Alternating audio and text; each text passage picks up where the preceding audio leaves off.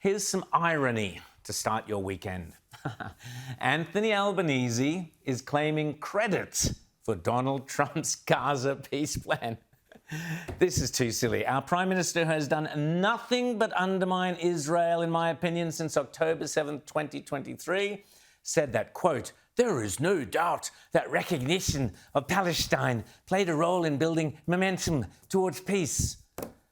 Sorry, Michael Danby, he's got some tickets on himself, doesn't he? Well, there is a problem with saying what he did, unlike Singapore, New Zealand and Indonesia, saying that you have to give the Israelis an equal go. The hostages are out first, then a ceasefire, then some withdrawal by the Israeli army. It's all conditional, and it's all supported by the Arab world and many Muslim countries, including Pakistan and Indonesia. So what Albo's had to do with it, I don't know. The four countries, Britain, France, Canada and Australia, seem to have set the process backwards, not forwards. Anyhow, let's be hopeful that Hamas will be forced into this by Qatar, which is now the sole place where they're safe on this earth. Absolutely. Richo, now every week now it's become a regular segment. You inform me that such and such is not Albo's finest moment. I think you might be saying that again, but maybe not. Richo, is our Prime Minister Delulu with no solulu? The fact that he's come out and claiming credit for Donald Trump peace plan. I'm lost for words, but you can enlighten me, Richo. Yes, well, I think I'm going to find a little bit of difficulty in doing that. I think, shall we say, overreach might be a term that could be applied here. Overreach. Michael, I want to ask you about this. This is too funny again for words.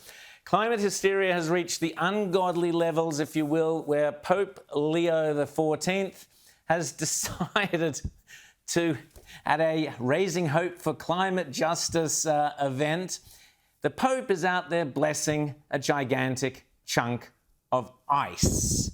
Michael, you're a commentator on religious affairs around the world. What did you make of the Pope blessing a large chunk of ice? Well, I'm for pensioners and poor people and lower electricity prices. And I don't think the Pope blessing a block of ice is going to advance that any further. That was the traditional Labor view, a view that's not shared by Chris Bowen or the climate cultists in this government. How about we go back to what Jenny George has been advocating so eloquently in The Australian? I'd much rather listen to her than to the Pope, I'm sorry, on environmental policy and on power prices. Cheap power, lower prices for pensioners and people fighting the cost of living, and less money spent for climate millionaires who are getting money for transmission towers and wind machines and solar power, all of which goes into their pocket and not to the pockets of pensioners or poor people.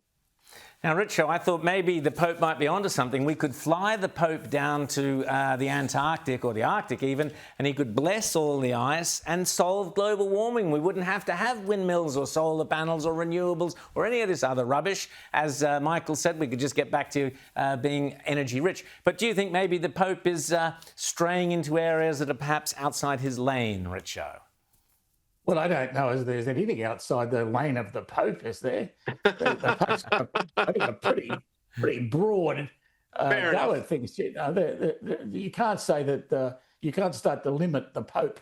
That's a pretty big deal. Well, next time I'm having a G&T, I might get the Pope to bless the ice in it, because that's clearly where we're going. Now, on a far more serious note, we've got these pro-Palestinian marches planning for the Sydney Opera House. Again, they did the bridge, they've done the Opera House before. I can't stand it. But anyway, the police are trying to somehow put a halt to it. But, Michael, should this protest be allowed to occur on October the 12th, only 5 days after the anniversary of the appalling Hamas massacre? Well, you can't control people's civil rights in Australia, but it's a provocation to hold it there after what happened there 2 years ago, where they clearly yelled out, despite what the New South Wales paid police advisors said, they said gas the Jews. Now, Australians don't want that to be repeated on the steps of the Opera House again. Let them demonstrate in Hyde Park or wherever. But I'm sure Chris Minns and the New South Wales Police have got the guts to prevent that spectacle again. It shamed Australia all over the world and is iconic emblem of what anti-Semitism sprung out of October 7. That's the really terrible thing from all around the world over the last 2 years. I wish Albo, Starmer and Macron recognised that. Michael and Richo, thank you both so much for your time.